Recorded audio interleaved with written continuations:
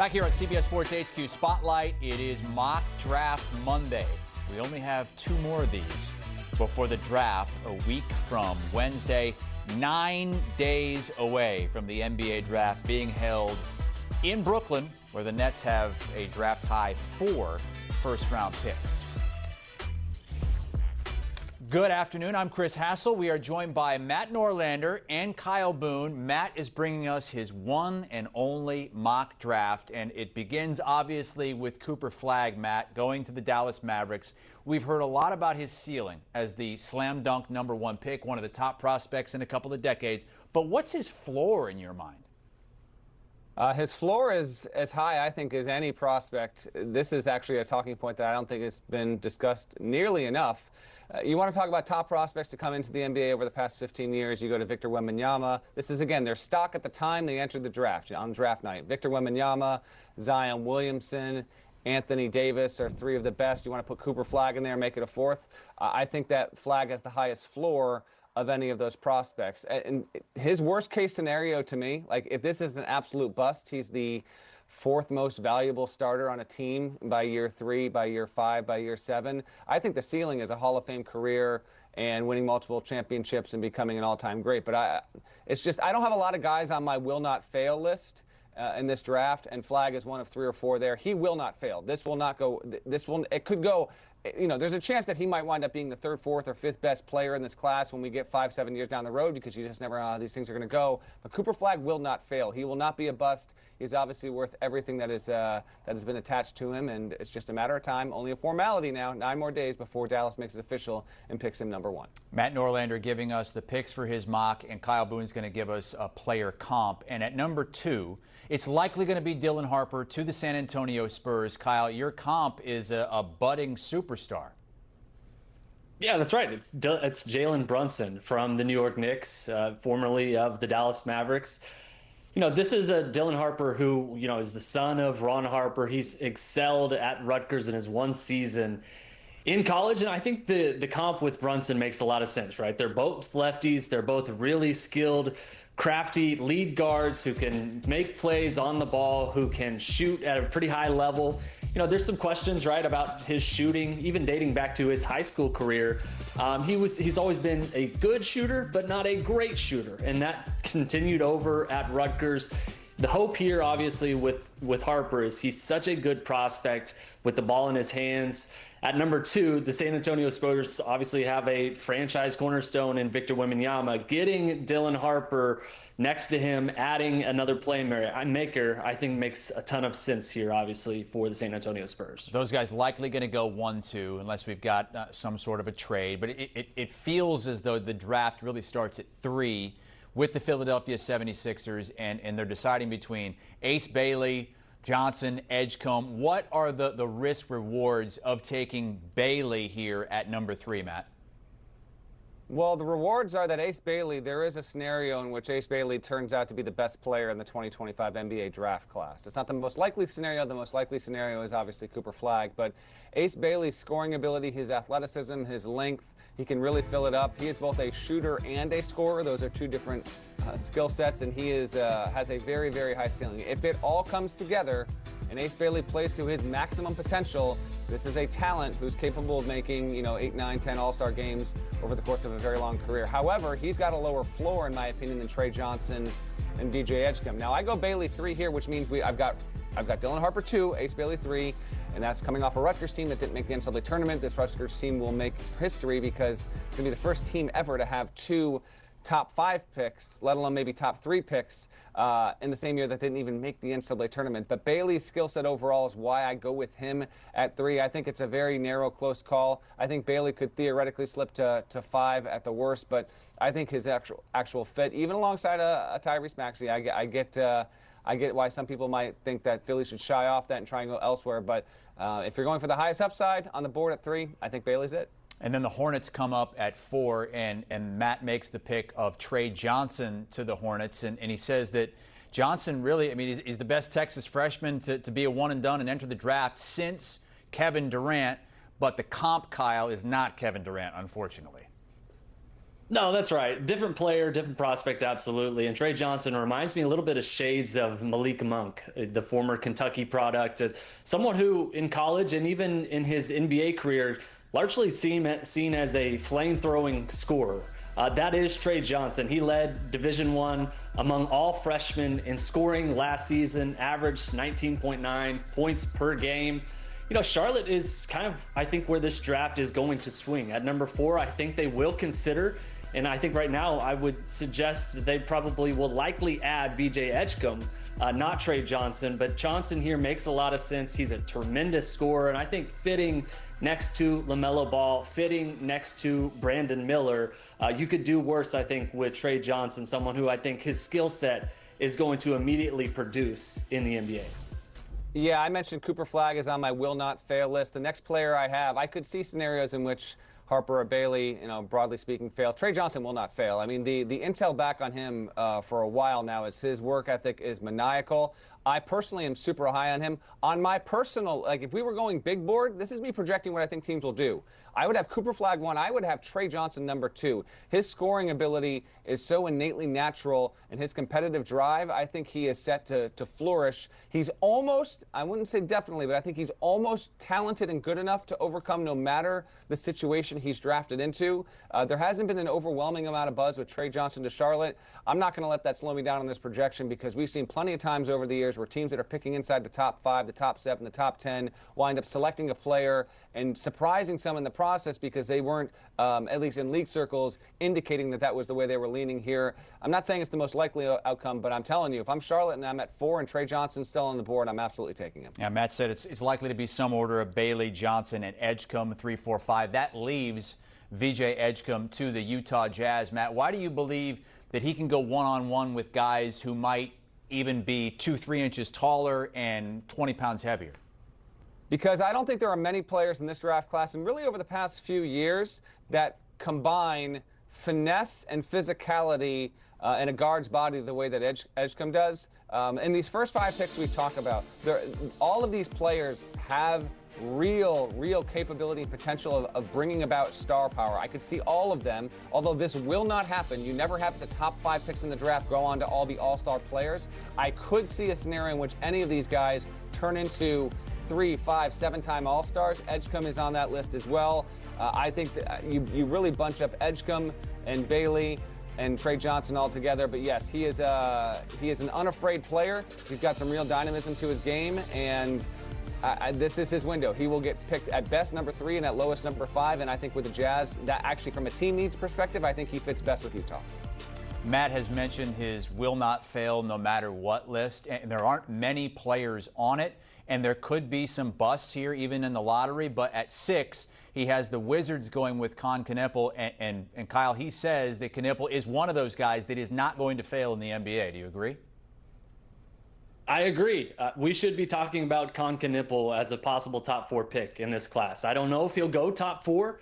I think this would be great value for the Washington Wizards at number 6, but feel very confident that Con Knueppel is going to have a long and successful NBA career. He is the best shooter, Chris, in this year's draft class. He shot 40.6% on threes as a true freshman for a 35-win Duke team. He was 90-plus percentile on jump shots in the catch and shoot. And as Norlander wrote during the season, he was a tremendous Robin to Cooper Flagg's Batman. Obviously, Cooper Flagg got a lot of hype, and it was warranted. But Duke was really good in part because Con Knueppel was fantastic as a freshman. He reminds me a little bit of Ty Jerome, Austin Reeves. He could put the ball on the floor. He could shoot it at a high level. Washington has a really exciting young core with Alex Sarr, with Bub Carrington. Adding Knueppel to the mix, I think, would make a lot of sense here. All right, let's move down to the Pelicans at number 7. And the pick from Matt in his mock, and this is what he thinks the fit would work best as. It's not necessarily what he would do, but it's Kasparas Jakučiūnas. Matt, does the draft start to get hairy kind of in this position right here as far as a boom or bust potential? I think it does because, I agree with KB. Knueppel should be in the conversation to be a top 5 pick. Maybe we get to draft night and actually he gets a little bit of momentum and he winds up going 4 or 5. He will not fail. But here, after you get to that top 6, that's where it gets a little bit hairy, just in terms of, players, and we'll see what their impact is. You even look historically, across the top 10, and you're going to have some guys that wind up hitting as expected, but inevitably and invariably, there just will be 2 or 3 guys, at least in a top 10, that are harder to pin down, and their career projections are tougher. But I do think that Jonas is the second best prospect as a lead guard in this class, only behind Harper overall. He had some good moments, especially in the first half of Illinois' season, hit a little bit of a freshman wall, but I think the pre-draft process, at least the feedback that I'm getting, has certainly helped him. I am, admittedly, I just want to be clear on this projection, I do like to get at least a little bit aggressive on a couple of these picks because we always have some surprises on draft night. I think the highest you're going to see Jonas is where I have him here at 7. Objectively speaking, if you told me his floor was 13 or 14, and that's where he went on draft night, it wouldn't surprise me. But I actually, if New Orleans is really wondering how much longer they're going to have Elfrid Payton, he doesn't have a long-term deal.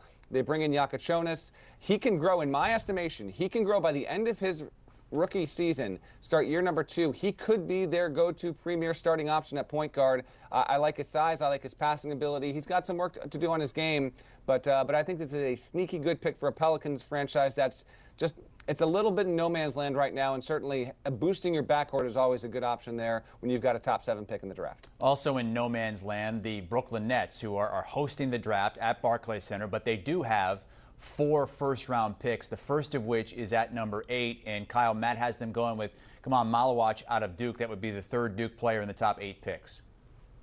Yeah, that's right. In Brooklyn, 4 first-round picks, as you mentioned, Chris. I would set the over-under on Malawach in his draft stock at like 8.5. So this is exactly where I would expect him going, either 8 or number 9 to the Toronto Raptors. Malawach is 7'2". He's got a 7'6" wingspan. This guy has length for days, and I think the raw aspect of what he brings is very exciting. He only began playing basketball when he was 13 years old, organized basketball shortly thereafter. He developed in NBA Academy Africa, played 1 season at Duke, and there's a lot of potential upside with Malawach just because of his length, his defense, and his energy. Now, there's some questions about what he's going to bring on offense. Can he be a shooter? But there's a lot to like here with Kamon Malawach at number 8 for the Brooklyn Nets. Yeah, quick on Malawach and then Duke overall. Malawach is, I think his ceiling is the best defensive player in this draft class, and even if he never really develops a serious offensive game, if he winds up being a top 5 defensive force in the NBA, I mean top 5, then he'll have proven to have been underdrafted even at number 8, because if you can have a big that's that good, that's switchable, ever present around the rim, that's huge. As for Duke, this all tracks in this regard. You've got Flagg going to go number 1.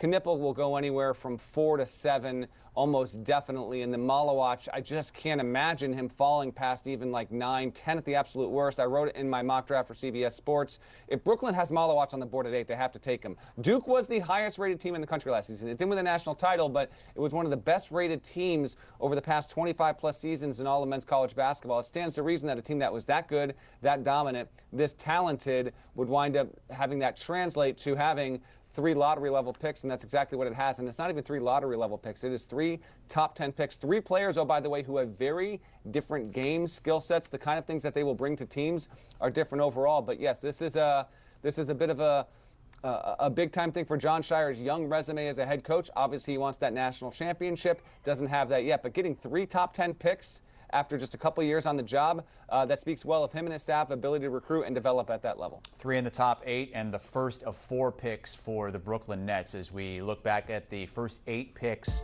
in Matt Norlander's one and only mock draft. You can find the whole thing at CBSSports.com and full detailed explanations for each pick as well. When we come back, we'll start getting into some of the international guys. How high will the first international player go? Spurs coming up with their second lottery pick as well.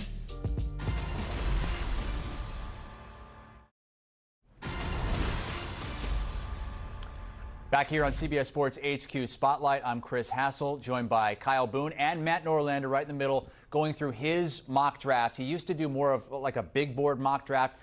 Not the case this year. We are at number 9 with the Raptors. And Matt, this is kind of a key point here in the difference between this mock you're doing and what you've done in the past. Jeremiah Fears is the pick.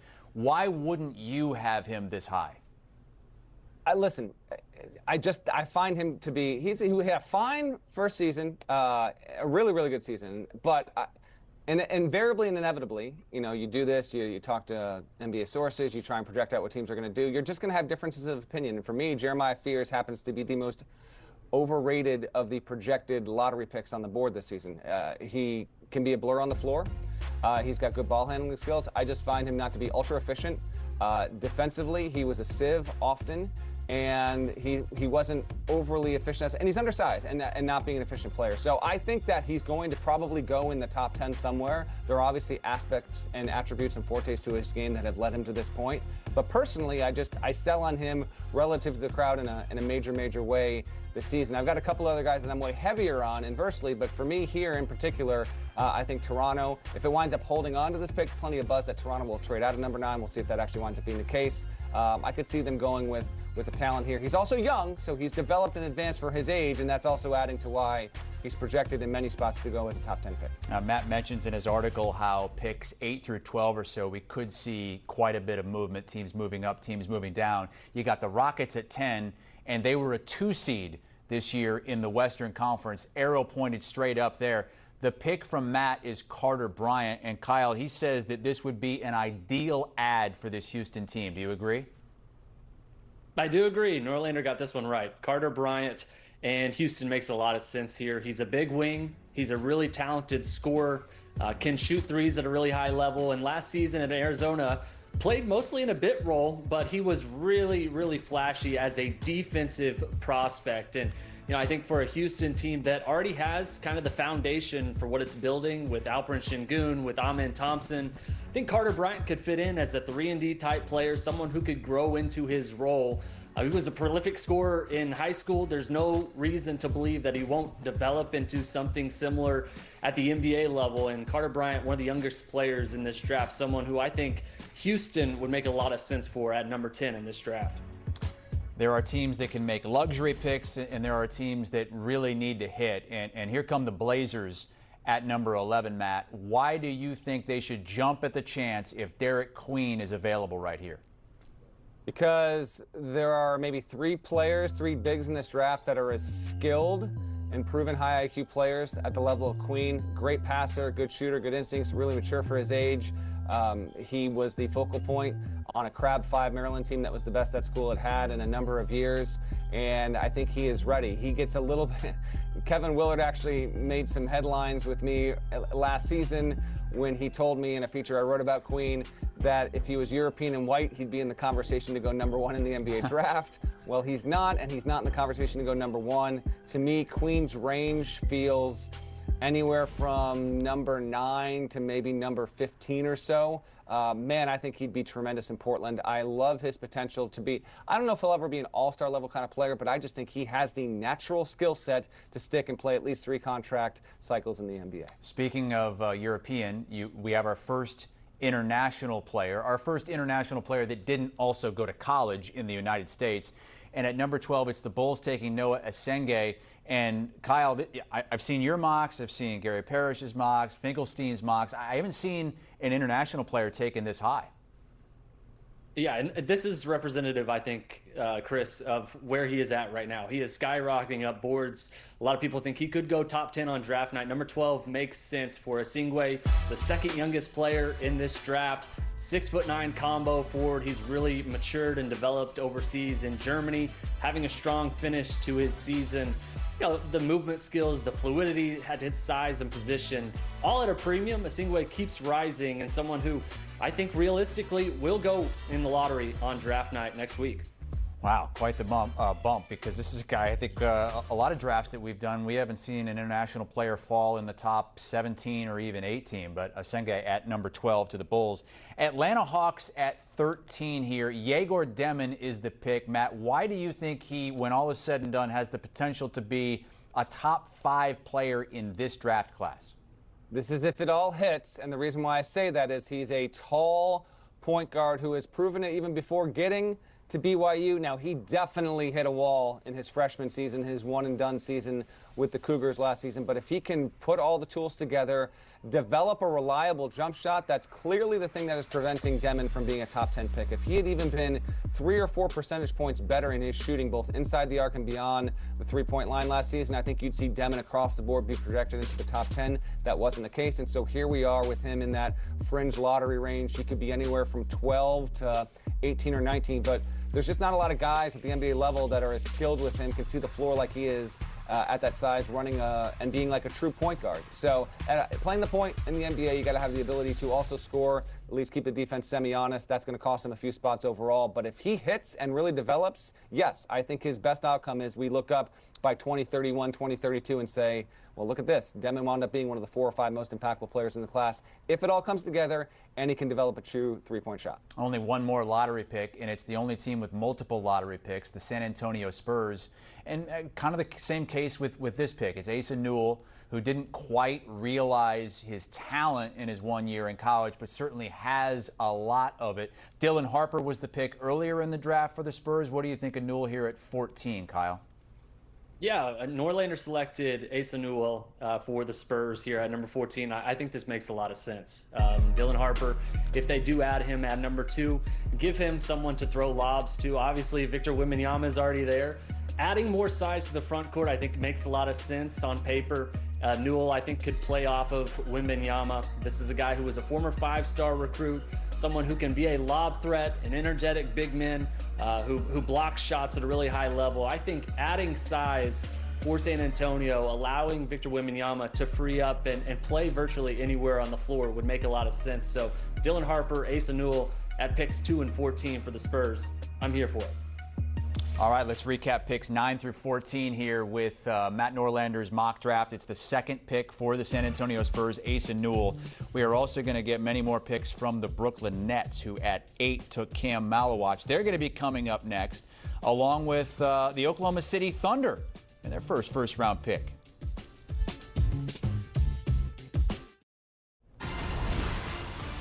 About to hit the halfway point in Matt Norlander's NBA mock draft, with the draft coming up a week from Wednesday. Kyle Boone is with us as well. I'm Chris Hassel. It's the OKC Thunder at number 15. Who knows? They might be the NBA champs come draft night. The pick is Danny Wolf. Matt, I know you loved him in college. You admit that this might be a little bit of a stretch, but you love the fit with OKC. Why? Oh, I love the fit. It might be a stretch in terms of if you took aggregate mock drafts, and Wolf probably wouldn't be top 15, top 16. But for me, I mean, he just has a skill set. First of all, Oklahoma City's forte is what? It's defense. Wolf isn't an elite defender, but he was competent enough. And so you can afford to spend a first-round top 15 pick on a guy who's more offensive-oriented. This would just make a very, very strong team, even more super-powered overall. Wolf's dexterity with his hands, his passing, he is one of the better passers at 7 feet or taller to go into the NBA in the past 5, 6, 7 years. I love his potential. I live here in Connecticut. He previously played at Yale, so I actually got to see him up close and personal for a couple of years at Yale before going to Michigan when he was once a fringe, maybe okay NBA prospect, to clearly, in my estimation, he has shown that he has the skill set and is a worthwhile top 20 pick. I imagine Sam Presti and that organization are putting plenty of eyes and intrigue and real consideration under Wolf at 15. So why not? We take a little bit of a shot here. He's the first pick outside the lottery. I love the fit for the OKC Thunder. We've done a ton of mock drafts lately, and there was a change this week. That Desmond Bane trade, the Grizzlies are jumping up to grab that magic pick here at number 16, and the pick from Matt is Colin Murray-Boyles, one of those 4 first-round picks that the Grizzlies got from the Magic. Kyle? Yeah, and you know what? I'm kind of skeptical that Colin Murray-Boyles will be on the board this late in the draft. This is a guy who I have as a top 10 prospect in this year's class, someone who I project will be a potential top 10 pick on draft night. But look, if he's available at number 16 for the Grizzlies, this would be an excellent value. He's a tremendous defensive presence, a little bit of an old school type power forward who needs to improve his shooting a little bit. You know, the concerns here are obviously with his offensive limitations, more of an old school type big. But, you know, I think for Memphis, this is a team that has been willing to buck traditional norms. They drafted Zach Edey last year, Colin Murray-Boyles would be another kind of against the grain type pick at number 16 for this Memphis franchise. All right, let's go to the Minnesota Timberwolves at 17 now, and it's Jace Richardson. Matt, you mentioned in your article how he needs to grow more into a combo guard at the next level. How does he do that? Why is that? Because, well, listen, he was a player who was not projected to be in this spot a year ago. He was a high-end four-star prospect, and he's a lefty, and he suddenly found himself in a role where he was the go-to guy for Michigan State and turned into a starter in mid-January for Tom Izzo's program. So he made the right decision. He should be a one-and-done player. He almost certainly will be a top 20 pick. He's got to put on some muscle. He's got to really develop more of a game where he can go right and left. He tends to lean with his left hand a little bit too much, but I actually think the fit here does make a lot of sense. He's just got to have the mentality, the physicality to be able to handle being a true league guard, because that's what he's going to have to be. I mean, he's given his size and what he's going to do, he's not going to be a 2. He will have to be a 1 there, but he has a high IQ, really good locker room presence, and he's the kind of player that that is going to certainly pass the test from an interview standpoint. You know, being there, his father played for the in the league for a decade and a half, so he understands the assignment. I don't think that he will play his way out of the league by any means, but if he wants to get to a level to justify this draft pick, I think he's got some real work to do on his game and kind of bulking up in the weight room as well. And I do think that Minnesota would be an ideal place for him to go play. Let's jump to a really interesting draft prospect at number 18 for the Washington Wizards. It's Cedric Coward. And Matt, you say that this could be the next Jalen Williams type, and Jalen Williams of the Thunder just made his first All-Star team this year. Yeah, and I want KB's thoughts on this real quick after. I'm actually writing a feature on Cedric Coward as well, so I've gotten to know him really well. And he has a story, he has a one-of-one story. Real quick on him, he grew up in Fresno, did not make his varsity basketball team until his junior year, did not receive a Division I scholarship offer, played Division III for a year, then played at Eastern Washington for 2 years, and then only played 6 games at Washington State this past season, had a shoulder injury, out for the year. And yet, in spite of this, Cedric Coward is going to go anywhere from 15 to 25 on draft night. He really doesn't have a repeatable story up to this point. There have been similar stories. In fact, Jalen Williams is one such player from a few years back. And I do think, and hearing from a few NBA people, if he does put it all together, because he's got the frame, he's got the length, he's got the attitude, he's got the smarts, he's got the IQ, he's got the shooting form. If he puts it all together, yes, you are talking about a player, in my opinion, who has all-star upside. So he may well still be there at 18. If Washington could get him, it should not hesitate whatsoever. I am in on Coward, and I think generally speaking, even though he has had more stock rising than bigger stock rising than any player in this draft, I still think he might be a tad bit undervalued heading into draft night. No, I think that's absolutely right, Norlander. And this is someone who I don't think anyone's stock has been hotter over the last month than Cedric Coward. I walked into the NBA draft combine in Chicago last month as he was someone who was a potential late first-round pick. He walked out of the combine in Chicago at the end of the week as almost a surefire first-rounder, someone who many expected in Chicago would end up being a top 20 pick. He's 6'5". He has a 7'2" wingspan. He's a career 39% three-point shooter. He checks all the boxes of a modern-day NBA wing, a winner, someone who can make plays at a really high level. At number 18 in this draft, I think this is about right. This is someone who has a chance to go late lottery, early 20s on draft night next week. And we'll finish things up in the teens with the Brooklyn Nets. They're second of 4 picks in the first round. Matt, you had him taking Malawach at 8. How about Liam McNeely out of Connecticut at 19? I think this would be a one. Some of these, Hassel, I'm trying to project where I think these players are going to go. And then, as a byproduct of that, okay, would this actually be a good fit? Does this make sense? I think McNeely to the Nets would be wonderful, Northeast guy, and his toughness, his shooting ability.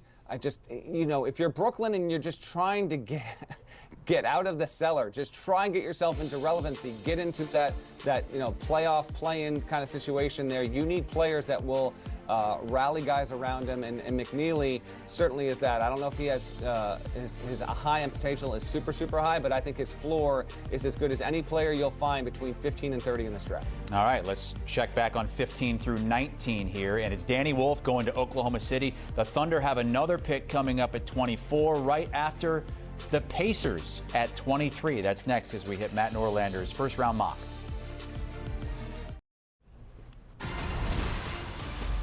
We are going through Matt Norlander's first-round mock draft with the first round a week from Wednesday. I'm Chris Hassel, also joined by Kyle Boone. In the break, Matt told Kyle, hey, if you hate the pick, bash me. So, Kyle, what do you think of the pick here? Nick Clifford, who's going to turn 24 his rookie season in the NBA, to the Heat at 20. I think it's fine. I'll save my bashing for a little bit later in this draft. This feels about right for Nick Clifford. You know, I was expecting him to go somewhere in the top 20 on draft night. Going in number 20 feels about right. Miami needs to invest at the guard spot. You know, I think to surround Tyler Hero with more weapons. Nick Clifford played like a top 10 player in college basketball the last 2 months to end the season. He's a 3-and-D weapon. He's a little bit older, but someone who I think for Miami can step right in and contribute just with his shooting ability, his ability to make plays. I think Miami may look at Norlander, they may look at Walter Clayton, but if Nick Clifford is on the board, I think this would be a really quality pick for the Heat. Well, Walter Clayton is the next pick, number 21 to the Utah Jazz. Matt, your Eye on College Basketball cohort Gary Parrish almost had him slipping out of the first round in his mock last week. He went number 30 overall. Why do you have him this high? Come on, GP, get it together. Well, okay, so we've got two players here. It's good to see college players who stay 3-4 years get rewarded with a nice draft pick and not have their age used against them here. By pure coincidence, I have Clifford and then Clayton here. I think this will be a little bit of a Jalen Brunson effect, and not just him, but you know, the players who were established, clearly did a ton in college, made it to a Final Four, won a national championship. I think Clayton will benefit from that. He also was, by the way, a 39% shooter. Oh, by the way, if you've forgotten, he was the third best player in the sport last season. Only Cooper Flagg and Janai Broome were objectively better than Clayton. He is a guard, big shot taker, shot maker, really, really tough. In my opinion, he has zero business falling past 24, 25 at the worst. I happen to like the team fit here, so yeah, give me Clayton at 21. Okay, so you hit a couple of guys there that had been in college for a long time, and now at 22, the Atlanta Hawks selecting Joan Beringer. I think Clayton was in college when Beringer started playing basketball on a team for the very first time. Kyle, does he have what it takes to come into the NBA and contribute right away? He certainly has the tools. Now, I don't know about immediately contributing in the NBA, but I think the tools and what he has physically, there's a lot to like here. And, you know, I promise to call Norlander out if he's wrong. I think he's probably wrong here. 22 feels extremely low for Beringer. I think he could go as high as like number 12, 10 spots higher on draft night. He's still just 18 years old. He's a rim running, lob threat, shot blocker, very predictable skill set, incredible athleticism. There's a lot of teams that are really interested in Beringer. Obviously, playing overseas has not quite gotten the recognition that maybe some of these college players did, but you know, I think on draft night we could see Beringer go, you know, as high as the lottery, just because there's a lot of steam around his draft stock right now. All right, well, let's get to the Indiana Pacers at number 23. The pick here is Noah Penda. Why does he fit the Pacer profile to you, Matt? Well, you look at the Pacers coming off their NBA Finals run and how well constructed that team is and the kind of players they have. He is another high-energy wing that they could put in there, and also would not have the expectation of really producing and logging serious, you know, game-altering minutes as a rookie. For Indiana, you know, every team is looking to get better in every draft and every offseason. I get that, but the Pacers, from a big picture perspective, they're in a really nice spot right now. Why not take a chance on a foreign-born prospect who's got some good potential, but is safely in this range? So we happen to, by pure coincidence, run a run here, a mini run of foreign-born international prospects, and I like of the guys in that, you know, 21 to 25 range. From a fit standpoint and talking to some folks, I think Penda makes the most sense for Indiana. All right, well, let's go to the team that they are currently tied in the NBA Finals with at 2 games apiece heading into Monday night, the week before the draft. Oklahoma City Thunder, it was Danny Wolf at 15, the pick from Matt. The pick here is Norlander. Kyle, what do you think? Yeah, this is a guy who started the draft cycle as a projected top 5 pick. Now, he struggled to start the year, but has really come on strong overseas to finish his season in France. You know, last year, Oklahoma City drafted a guy who was projected as a potential top 5 pick in Nikola Topic. He had a torn ACL, ended up slipping in the draft. Traore is, a similar prospect in that, he's not a top 5 pick in this year's class now, but someone who I think a lot of teams will be interested in buying low on. He's a 6'3" combo guard, can play multiple positions, and OKC has built a potential NBA championship by stockpiling two-way guards. Traore, just with the multifaceted skill set, I think would make a lot of sense for the Thunder and for OKC. 3 straight players out of France, 22, 23, and 24, after a couple of longtime college basketball players at 20 and 21, with the most outstanding player, Walton Clayton Jr., going to the Jazz at 21. Coming up next, a couple more picks for the Nets.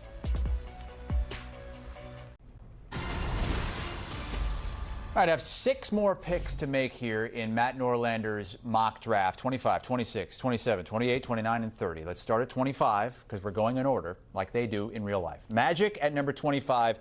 Thomas Sorber is the pick.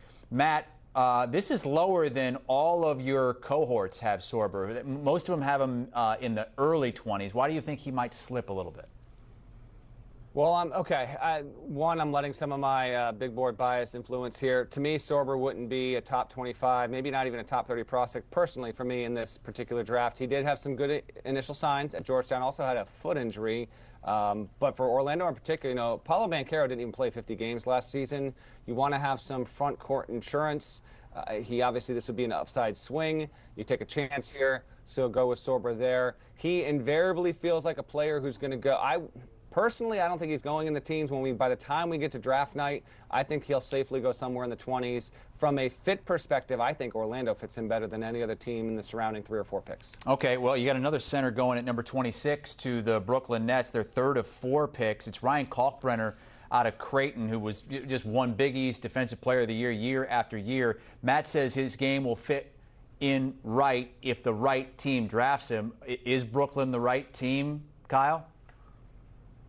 Depends on how the draft unfolds. Now, if it unfolds like Matt Norlander has projected here in his mock, I think this would be kind of a worst-case scenario. They already drafted Kaman Malawach, a 7-footer, coming back later in the first round and adding another 7-footer would be a little bit of a curious decision. But, I think Kalkbrenner would be great value here at number 26 in the draft. He's a 4-time Defensive Player of the Year winner in the Big East, someone who has produced year in and year out and consistently got better at Creighton. This is a guy who I think will end up going somewhere in the late 20s on draft night. So, depending on what Brooklyn does with its 4 first-round picks, I ended up staying pat and taking him at number 26 here. I think that could end up being excellent value for this franchise. All right, they've got one more pick to the Nets, their 4th of first-round picks, and it's a point guard, Ben Saraf out of Israel. Matt, what do you make of the haul that you're giving the Nets here in this first round?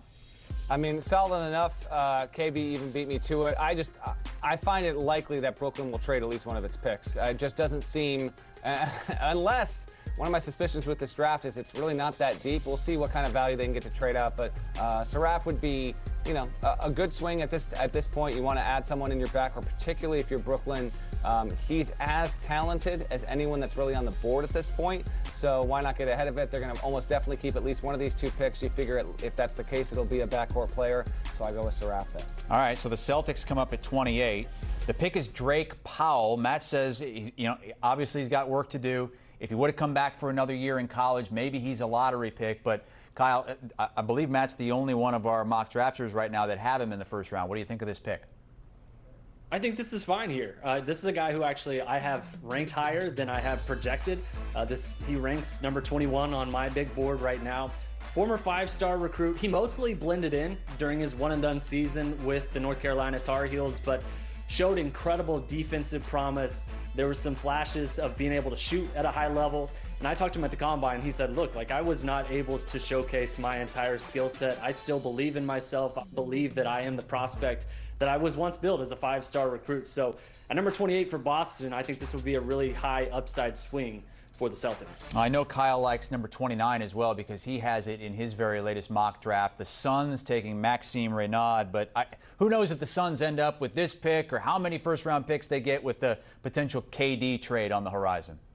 Exactly. So we don't even know when we're going to get to draft night what the deal is with this 29th pick. I'm just saying if the Suns can get him, they should. He's smart. He's big. Stat monster at Stanford. Would come in, be an excellent team player in a supporting role. The Suns are obviously on the cusp of some serious rebuilding here. But this is very much best player, best resume available for Phoenix at 29 if they can keep the pick. Clippers with the last pick in the first round. It's Will Riley. Kyle, how do you think about that? Yeah, I love it. This is the franchise that only has one first-round pick between now and 2027.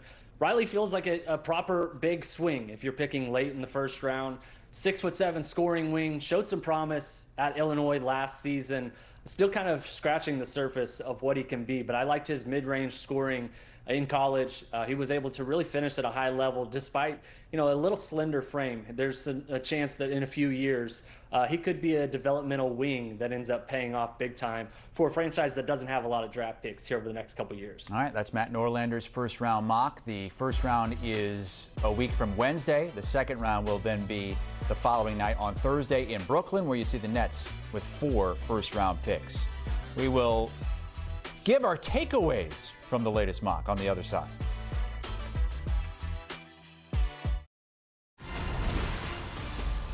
We just went through Matt Norlander's first-round mock, which you can find at CBSSports.com. I'm Chris Hassel. Kyle Boone is with us as well. Matt, despite Cooper Flagg at the top and some other potential stars in that top 5, top 6, is there much meat on the bone beyond that in the first round? I actually don't think so. In fact, even in the first round and accounting to the second round, I think it's been under-discussed to this point now that we're a week out of the draft. A year ago, heavy talking point. 2024 draft, just not that deep, not that strong overall. Because this draft has Cooper Flagg, I think some of that has been glossed over a little bit because Harper has had such a good reputation for a couple of years. That's been glossed over a little. But I actually think that this draft, big picture, one of my big takeaways is it'll be remembered to be the Cooper Flagg draft no matter how good or not he is. This will be the Cooper Flagg draft. But also, how many guys in this pool are going to wind up being relevant, impactful NBA players for 2 or 3 contracts? Keep that in mind. Then one last hit from me. In that top 5 overall, Flagg, Harper, Bailey, Edgecombe, and Trey Johnson, it will be a great top of the draft if 3 of those 5 wind up being all-stars or borderline all-stars. It will be a good draft if it's 2, and if it's only 1, that's really not that good. So keep an eye on that. Some of those guys are invariably, they're just not going to hit. But overall, yeah, lacking in depth in my opinion from 1 to 30, 1 to 60.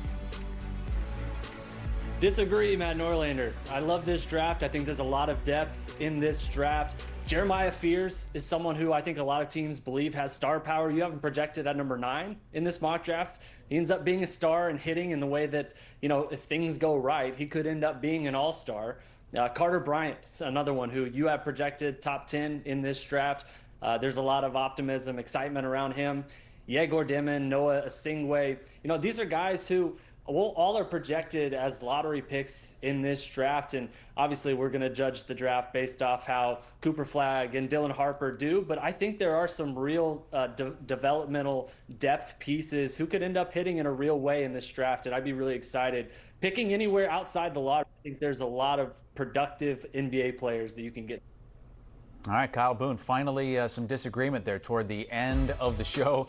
You can hear Matt Norlander on the Eye on College Basketball podcast with Gary Parrish talking draft and starting to talk top 25 moments over the last 25 years in college basketball.